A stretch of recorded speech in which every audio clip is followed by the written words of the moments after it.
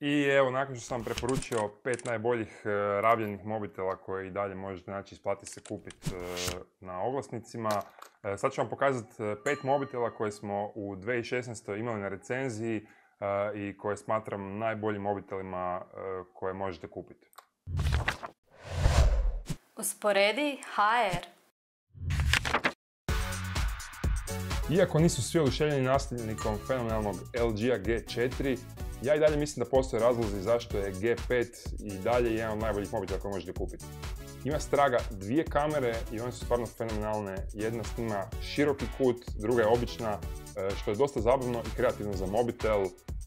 Hrpa ekipe koristi stalno kameru na mobitelu i ovdje ćete se stvarno moći igrati sa raznim scenama, fotografijama i dijeliti ih na Instagramu, Facebooku, Snapchatu i drugim društvenim mrežama.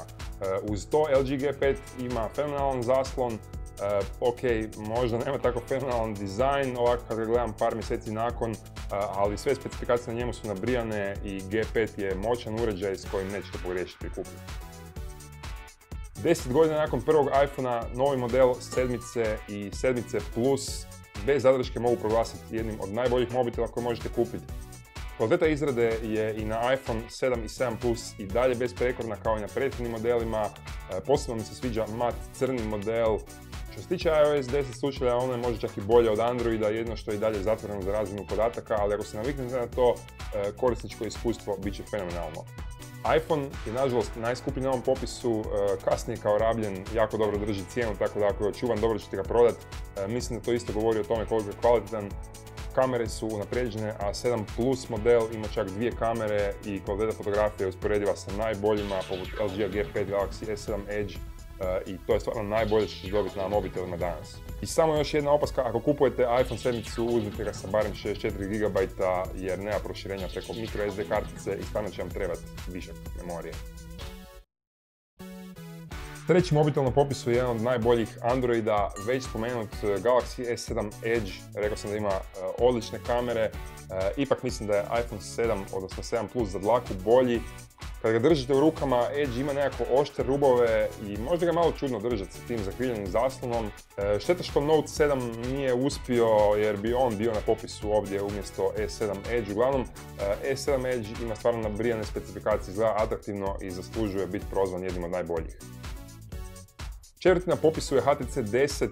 Sony je nešto zapeo nakon Xperia Z3, Z5, tako da mislim da ovaj HTC je bolji od aktualnih Sony-a 10. Također ima jako dobre kamere, prednju i stražnju i kvaliteta je blizu ovim spomenutim prije modelima.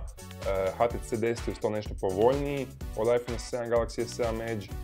Izgleda lijepo i evo, nećete pogriješiti ako kupite ovaj mobitel. I na kraju ovog popisa stavio sam jedan povoljan mobitel koji sam testirao prošle godine sa naprednim specifikacijama, velikim 5,5 inčnim zaslonom, to je Lenovo Vibe X3. Ima tanke rubove, dva prednja zvučnika, solidne kamere, jedino što mu ruši cijenu je nešto slabiji Snapdragon 808 chipset, ali on i dalje spada pri sam vrh, iako nije najsnažniji, ali evo, u ovom Lenovu ćete dobiti stvarno brdo naprednih funkcija za one koji žele nabrijan mobitel uz povoljnu cijenu, stvarno mislim da nema boljeg izbora od Lenovo Vibe X3.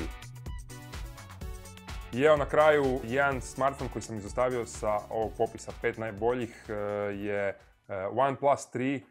To je Kinez kojeg ne možete kupiti direktno u našim trgovinama, ali ga možete naručiti online iz EU skladišta i doći će vam po cijeni koja piše bez poreza, zato što se unutar EU ne plaća dodatan porez. OnePlus 3 će biti odličan svima onima koji obožavaju Android. I evo na kraju, ako imate neki od ovih 5, odnosno 6 mobitela koje sam vam pokazao na videu, ako ste ga kupili, volio bih vidjeti vaš komentar dolje. Znam da se hrpa vas neće složiti sa mnom, tako da napišite koji mobitel ste kupili prošle godine ako ga i dalje obožavate. To je to i pratite i dalje naše vodiče i vidimo se u sljedećem videu. Bok!